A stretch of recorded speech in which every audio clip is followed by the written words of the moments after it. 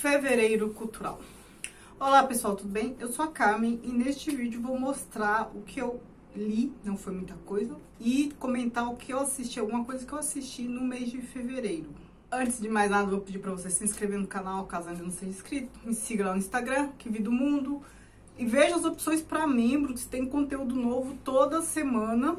Bora começar. Como eu disse, não li muita coisa, tô até com vergonha. Finalizei 3 leituras apenas, embora eu esteja com muitas outras em andamento, mas para mim foi um mês muito complicado. Eu tive que me envolver em algumas coisas que não estavam previstas, em alguns projetos, e acaba que eu tô exausta e não fazendo as coisas que eu tanto gosto. Dá pra pegar tudo de uma vez aqui, ó. Terminei de ler A Ideia de Cultura, do Terry Eagleton, que é aquele que eu já comentei por aqui, já fiz vídeo sobre outras obras dele, de uma eu tenho certeza, né? Marx estava certo. Lá dos estudos culturais, seguidor lá do mesmo grupo do Raymond Williams, lá da Universidade de Birmingham. E eu vou fazer vídeo sobre ele, então não vou entrar em detalhes, porque o título já é bem elucidativo. Ele apresenta ideias de cultura, conceitos, a evolução do conceito aí no decorrer do tempo e a ideia de cultura hoje, né? Pelo menos nessa perspectiva assim marxista, pelo menos na perspectiva dele, não só dele, né? Do grupo dele. Outro livro que eu terminei de ler, que eu li, é Nosso GG em Havana, do Pedro Juan Gutierrez. Esse livro nem é meu, é do meu colega de trabalho, ele me emprestou. Ele me emprestou assim, espontaneamente, eu não conhecia e tal. Esse GG do título é o Graham Greene, que é o autor britânico que escreveu Nosso Homem em Havana. Então esse título é uma alusão ao título do Graham Greene. E aqui é o próprio Graham Greene em Havana, envolvido nos episódios aqui de assassinato e tal, né? A figura dele aqui envolvida nisso tudo. É um romance mais ou menos, assim, não conhecia o autor, nada de mais, mas nada de menos, assim, não posso nem emitir opinião sobre o autor. E o último, né, que é minha obrigação, tenho que ler um tomo por mês, né, para terminar de ler aí em junho. Melhor, em julho, né? Em junho, porque eu comecei em dezembro. O Tempo e o Vento. Aqui, o primeiro tomo já do segundo volume, que é... O segundo volume é o Retrato. Aqui eles colocam parte 2, volume 1, gente, mas a divisão certa é 3 volumes, o Continente, o Retrato e o Arquipélago, e cada volume é dividido em tomos. Então, aqui é o primeiro tomo do segundo volume, o Retrato. A boa parte das pessoas que começaram a ler, ou já leram, enfim, O Tempo e Vento, lê apenas o Continente, porque também é nesta primeira parte em que se baseiam as produções aí cinematográficas, séries e filmes sobre a obra, né? Então, assim, contam sobre Ana Terra, Capitão Rodrigo e tudo mais. Aí muita gente me fala que só leu o Continente. E aqui a gente tem a continuação, né? Os descendentes da família e tal. E olha, eu confesso que eu tô gostando muito, mais do que eu imaginava, porque aqui a gente tem a história do Rodrigo, que seria o quê? Bisneto do Capitão Rodrigo e da Bibiana. E é uma história mais calma, porque no primeiro volume, O Continente, o que acontecia ali? A gente passou por várias gerações, né? Então, assim, a Bibiana era neta da Ana Terra e terminou com o Licurgo, que era neto da Bibiana lá, se casando e tal. Então, assim, muitas gerações. Aqui é uma geração só. Aqui já são os filhos do Licurgo, o Rodrigo, que é o principal aqui. E a história se centra nessa família, principalmente nele, o tempo inteiro. Não tem aquelas idas e vindas, não tem linhas temporais distintas. Inclusive, a história dele, do irmão dele, é aquela que aparecia em um Continente vindo do futuro, quando eles eram pequenos, né? É o que aparecia no Sobrado. O Sobrado era eles pequenos, com uns 10 anos mais ou menos, lá acho que em 1895. E aqui a história já se passa em 1909, 1910, com uma candidatura já para a presidência da República do Hermes da Fonseca, que concorreu com o Rui Barbosa. Eu gostei bastante, mais do que eu havia imaginado, mas vou fazer, né, um vídeo específico no final do mês. Para não ficar muito feio, porque eu li muito pouco, finalizei muito pouco, eu vou mostrar para vocês o que eu tô lendo. Aí vocês vão entender por que eu não finalizei, para além de todos os problemas que eu tive e tal. Aqui no Kindle eu estou lendo A Revolução Coreana. Eu falei pra vocês que ainda vou fazer um vídeo falando, indicando os doramas, as séries que nos ajudam a entender a cultura coreana, né? Mas também eu preciso aprender mais sobre a cultura coreana para identificar, enfim. E aí eu tenho aquele projeto Guerras e Conflitos do Século XX, então achei por bem começar a Revolução Coreana, acho que é do Vincentini. Outro livro que eu tô lendo é Problemas de Gênero, Feminismo e Subversão da Identidade, da Judith Butler. É um livro que eu não li muito ainda, né? Comecei a ler agora nesses últimos dias. É um livro sobre o feminismo numa perspectiva... Não é muito fácil de ler, não que a escrita seja difícil, mas as ideias são bem inovadoras. Esse livro é bem famosinho para a área. E a professora, a autora, ela é professora universitária, então de filosofia. Então a gente tem uma acadêmica bem erudita, trazendo as questões, fala muito de Foucault por conta da história da sexualidade e tal, e vai trazendo outros autores aqui para a obra. Eu tô gostando, mas assim, confesso que não é uma leitura muito fácil para a maioria. Não é tão fluida como ler, por exemplo, o Realismo Capitalista, que é bem fluido. Esse aqui já exige um pouco mais de erudição. O outro que eu tô lendo, da Hannah Arendt, Entre o Passado e o Futuro, eu já li 2 capítulos deste livro. Comecei a ler há muitos meses esse livro e vou ler aos poucos, então não vou terminar tão cedo, não sei nem se termina este ano.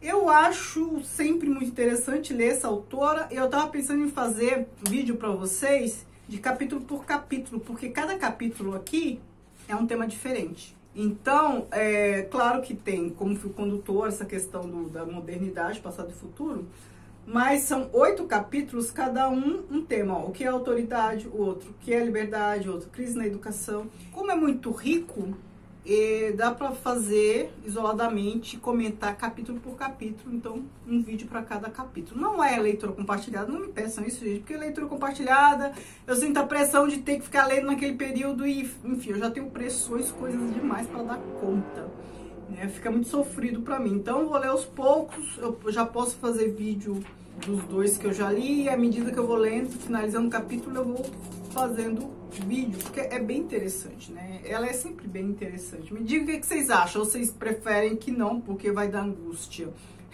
fazer sobre um capítulo hoje, e daí meses fazer sobre outro capítulo. Os capítulos são independentes, né? Eu acho que é possível, mas aí vocês me dizem.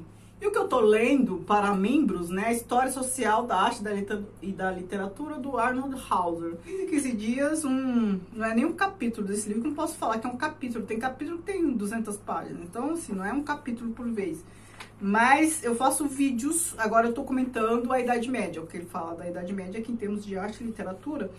E só a Idade Média vai render assim uns 11 vídeos, porque tem muita coisa, né? Eu tô fazendo um vídeo por tópico e os vídeos, quem me acompanha vê, os vídeos não ficam muito curtos. Provavelmente também não vou terminar esse ano, né?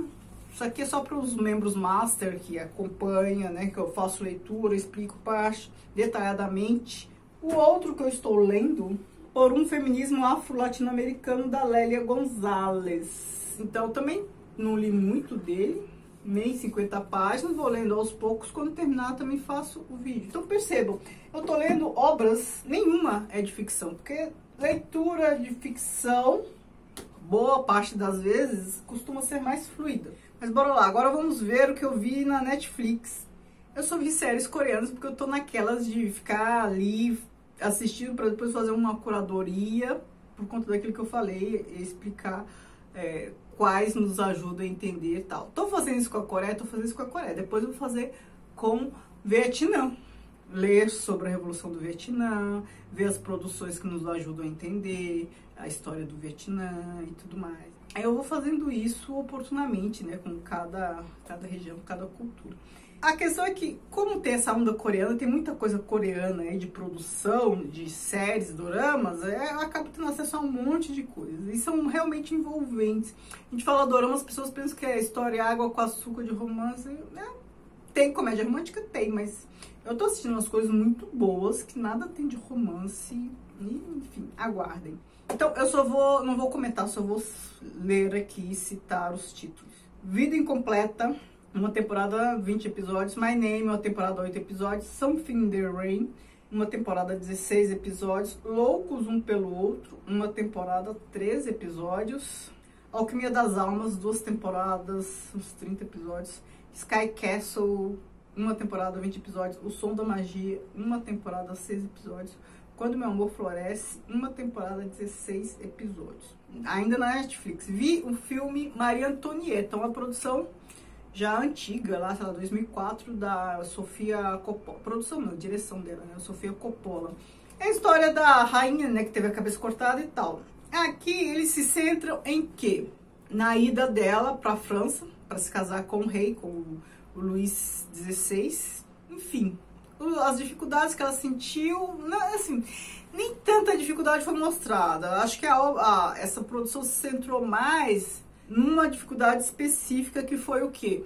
O casamento não ser consumado. Então ficou por muito tempo, isso realmente aconteceu, o casamento não era consumado, o rei não tinha nada com ela. Então, assim, todos cobravam filhos e tal, e ele nem tinha nada com ela. Então, assim, isso foi causando angústia nela. Ela começou a se dedicar a outras coisas, fazer aqueles penteados gigantescos, a festa e tal. Ela era austríaca e ela não era muito bem vista nem muito bem quista pelos franceses. Tanto é que fazia um trocadilho.